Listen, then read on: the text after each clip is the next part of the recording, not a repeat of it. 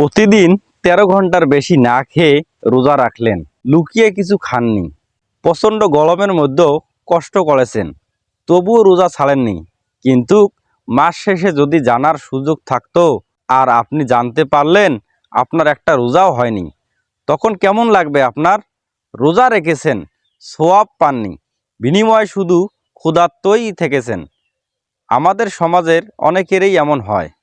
মহান আল্লাহ পবিত্র কোরআনে যেমনটা বলেছেন, তোমাদের উপর রোজা ফরজ করা হয়েছে, যেমন করা হয়েছিল তোমাদের পূর্ববর্তীর উপর, যাতে তোমরা মুত্তাকি ও আল্লাহ ভীরু হতে পারো। সূরা বাকারা ১৮৩ নম্বর আয়াত।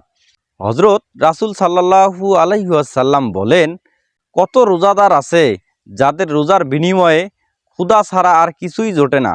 সুনানে ইবনে মাজা ১৬৯০ নম্বর হাদিস। তারা কারা? রাসূল সাল্লাল্লাহু আলাইহি ওয়াসাল্লাম বলেছেন, যে ব্যক্তি মিথ্যা বলা ও সে অনুযায়ী আমল বর্জন করেনি, তার এই পানাহার পরিত্যাগ করায় আল্লাহর কোনো প্রয়োজন নেই। সহিহ বুখারী ১৯০৩ নম্বর হাদিস। অর্থাৎ রমজান মাস শুধুমাত্র উপোস থাকার মাস নয়, কেবল না খেয়ে থাকলেও রোজা হবে না। রোজার সওয়াব পেতে হলে আপনাকে চরিত্রবান হতে হবে, মিথ্যা বলা ত্যাগ করতে হবে, আমানত রক্ষা করতে হবে, কাউকে গালি দেওয়া যাবে না, পরনিন্দা করা যাবে না। অথচ আমরা অহরহরই এরকম করি। বাহিরে কাজকর্ম করে বাসায় এসে কোনো কিছু এলোমেলো দেখলে স্বামী রাগারাগি করে, স্ত্রীকে বকা দেয়, গালি দেয়, রিক্সা ভাড়া ঠিক না করে রিক্সায় চড়ে নামার সময় ঝগড়া করে, সময় কাটানোর জন্য বন্ধুদের সঙ্গে বসে বসে পরনিন্দা করে, রোজা রেখে মিথ্যা বলে, ঘুষ খায়। আপনি হয়তো ভাবছেন রোজা হয়েছে, কিন্তু হজরত রাসূল সাল্লাল্লাহু আলাইহি ওয়াসাল্লাম বলেছেন, এগুলো রোজা নয়। এমন রোজার আল্লাহর কোনো প্রয়োজন নেই। আল্লাহ এমন রোজা কবুল করেন না। তাহলে কিভাবে পরিপূর্ণভাবে রোজার সওয়াব পাওয়া যাবে, নিজের চরিত্রকে উন্নত করা যাবে, সুচরিত্রবান হওয়া যাবে?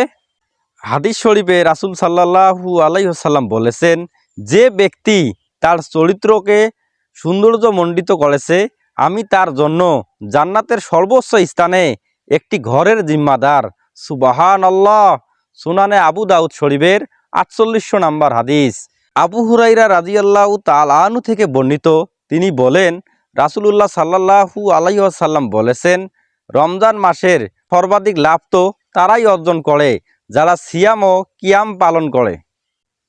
এর প্রথম পুরস্কার, রমজান মাস শেষে গুনাহ ওই ব্যক্তির মতো পবিত্র হয়ে যায় যে সত্য মায়ের গর্ভ থেকে ভূমিষ্ঠ হয়েছিল। সুবহানাল্লাহ। আল্লাহ তাআলা আমাদের সবাইকে গুনাহ মুক্ত জীবন দান করুন, রমজান মাসের পবিত্রতা অর্জন করে চলার তৌফিক দান করুন। আমিন।